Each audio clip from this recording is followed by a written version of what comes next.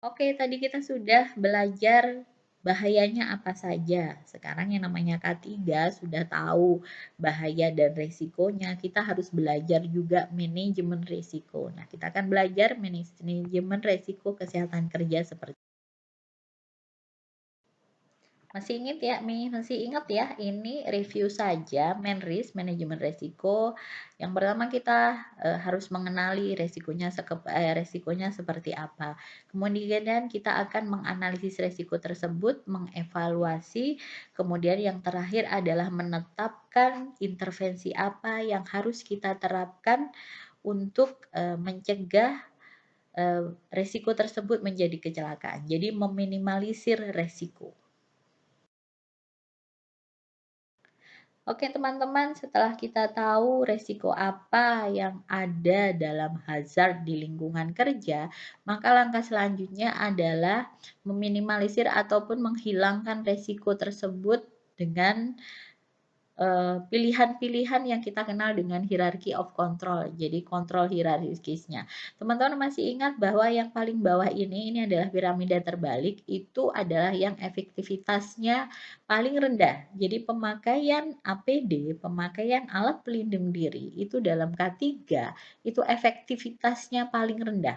Kalau yang paling di atas eliminasi ini dia efektifnya paling tinggi, jadi dia paling efektif. Yang pertama adalah mengeliminasi, jadi menghilangkan. Kalau hazardnya udah hilang, otomatis risknya juga hilang. Toh bawahnya ada substitusi atau menggantikan, kemudian ada engineering control. Tahu ya engineering control? Contohnya kita sekarang di lockdown, ini namanya engineering control. Kita nggak boleh kemana-mana agar tidak terpapar virus. Itu engineering control. Kemudian ada yang namanya administrative control, itu biasanya dengan SOP, kemudian cara kerjanya dirubah dan lain sebagainya, itu administrasi kontrol. Dan yang paling terakhir, paling tidak efektif adalah penggunaan APD atau PP. Oke, teman-teman masih ingat 5 level pencegahan atau 5 level of prevention? Ini yang kita kenal dengan 5 to 5 ya. Jadi ini berlaku di kesehatan masyarakat, teman-teman pasti sudah hafal semua karena ini ada di dasar K3 dan lain sebagainya. Yang pertama adalah health promotion, kemudian specific protection, kemudian EDPT atau early diagnosis and prompt treatment, kemudian disability limitation, dan yang terakhir adalah rehabilitation. 5 level of prevention ini nantinya kita akan gunakan dalam mendesain suatu program kesehatan kerja. Itu dasarnya ini, 5 level of prevention. Tadi didasarkan juga oleh manajemen resiko. Jadi resikonya apa sih? Kemudian didasarkan lagi juga hierarchy of control yang paling efektif caranya seperti apa, dan dasar yang ketiga dengan 5 level of. Oke, teman-teman, selanjutnya kita akan belajar tentang profesi kesehatan kerja. Yang harus teman-teman ingat, profesi kesehatan kerja ini adalah pekerjaan yang multidisiplin. Jadi bidang K3 di suatu perusahaan, di suatu pabrik itu pasti multidisiplin. Nah, kita lihat isinya apa aja sih Bu di profesi kesehatan kerja yang katanya multidisiplin tadi. Ternyata di kesehatan kerja itu ada banyak profesi di dalamnya. Ada dokter atau biasanya kedokteran kerja ya kalau di klinik-klinik. Kemudian ada ahli hygiene kerja, ada ahli toksikologi, ada ahli ergonomi, ada ahli laboratorium dan juga perawat, dan juga mungkin masih banyak profesi seiring perkembangan zaman, perkembangan apa bahan-bahan kimia atau mesin-mesin yang kita daftarnya bisa tambah banyak lagi ke bawah.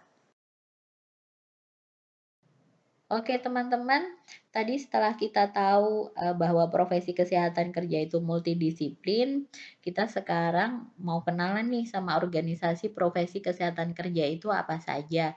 Sebenarnya banyak banget, nanti mungkin akan dibahas lebih lanjut di SMK 3 ya. Sekarang kita nice to know saja bahwa ada beberapa organisasi yang terkait dengan kesehatan kerja, ada yang namanya PAKI atau Perhimpunan Ahli Kesehatan Kerja Indonesia, ada yang namanya Perhimpunan Perawat Kesehatan Kerja, dan juga Ikatan Dokter Kesehatan Kerja Indonesia.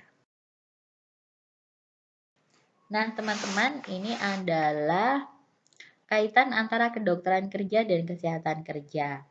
Jadi, kita kan tahu ya, 5 to 5 tadi bahwa ranah kita di kesehatan kerja adalah di 5 level prevention, 5 level of prevention. Nah, biasanya dokter ini sebagai frontline, jadi garda terdepan dalam kesehatan kerja. Jadi di klinik-klinik itu idealnya memang ada dokter yang dia spesialis di kesehatan kerja. Kemudian akan didukung oleh tenaga profesional kesehatan kerja yang lain. Kita ada di sini, kesehatan masyarakat K3-nya untuk kesehatan kerja kita ada di sini. Oke teman-teman, yang terakhir kita akan belajar terkait pemeriksaan kesehatan ya, karena ini penting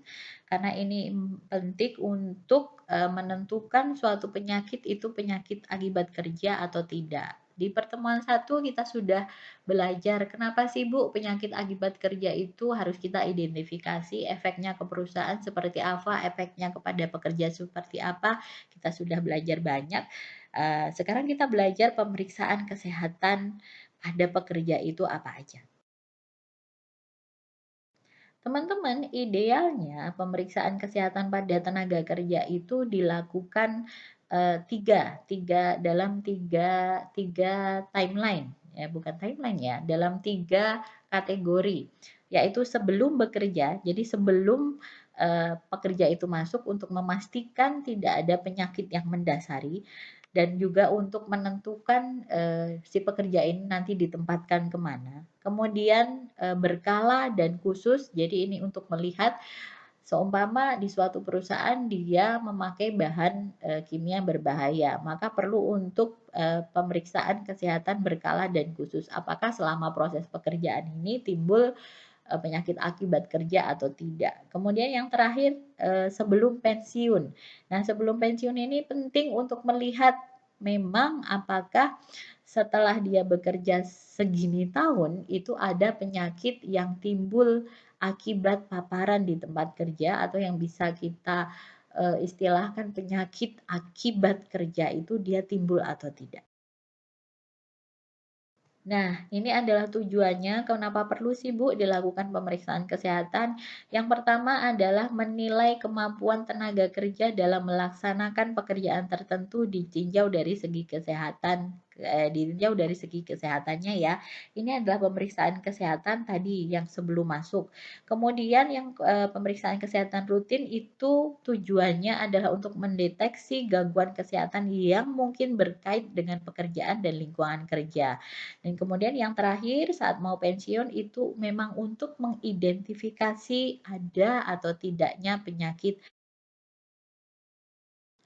Nah, teman-teman, ini adalah pemeriksaan kesehatan sebelum bekerja, itu dilakukan oleh dokter sebelum tenaga kerja diterima, itu untuk memastikan bahwa tenaga kerja yang diterima itu sehat, tidak punya penyakit menular dan cocok untuk pekerjaan yang akan dilakukan.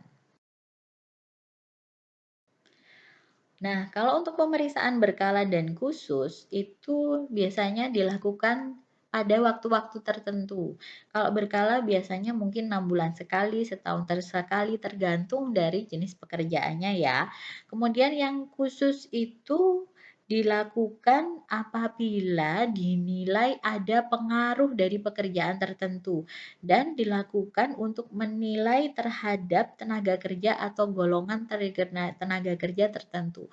Khusus ini biasanya gini, dilakukan saat ada kasus yang marak. Jadi sebelumnya tidak ada penyakit tertentu itu kok tiba-tiba ada dan dalam jumlah yang banyak, itu biasanya dilakukan cek ataupun pemeriksaan kesehatan khusus. Jadi di luar dari yang berkala. Nah, kalau yang ini dilakukan yang sebelum pensiun ya. Sebelum pensiun itu tidak besok pensiun sekarang dicek, tidak. Biasanya dilakukan 3 bulan sebelum pekerja tersebut memasuki masa pensiun. Dan tepat sebelum pensiun juga diadakan pemeriksaan kembali untuk melihat apakah ada penyakit akibat kerja atau tidak. Nah, ini simulasinya teman-teman, kira-kira mana yang paling efektif?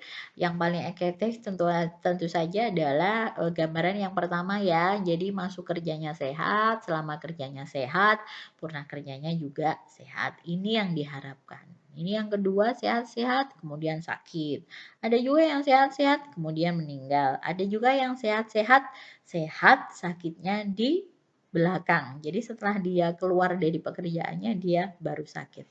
Nah, kira-kira yang mana yang efektif? Tentu saja adalah yang paling utama. Ini adalah tujuan dari kesehatan kerja. Oke, teman-teman, demikian tadi bahasan untuk pertemuan dua kita kali ini. Silahkan apabila ada pertanyaan, bisa teman-teman sampaikan pada saat kita Jimit ya. Jimit di hari Jumat jam 8 sampai 9.40. Ataupun bisa teman-teman sampaikan di forum diskusi yang telah kami buat di e-learning 4.0 upnvj.ac.id, atau teman-teman juga bisa bertanya di kolom komentar ya kalau teman-teman download ini. Jangan lupa mulai minggu depan tugasnya sudah bisa mulai diupload untuk PAK challenge-nya. Oke, terima kasih. Jangan lupa tetap jaga keselamatan, jaga kesehatan, jangan lupa tersenyum dan bersyukur. Assalamualaikum warahmatullahi wabarakatuh.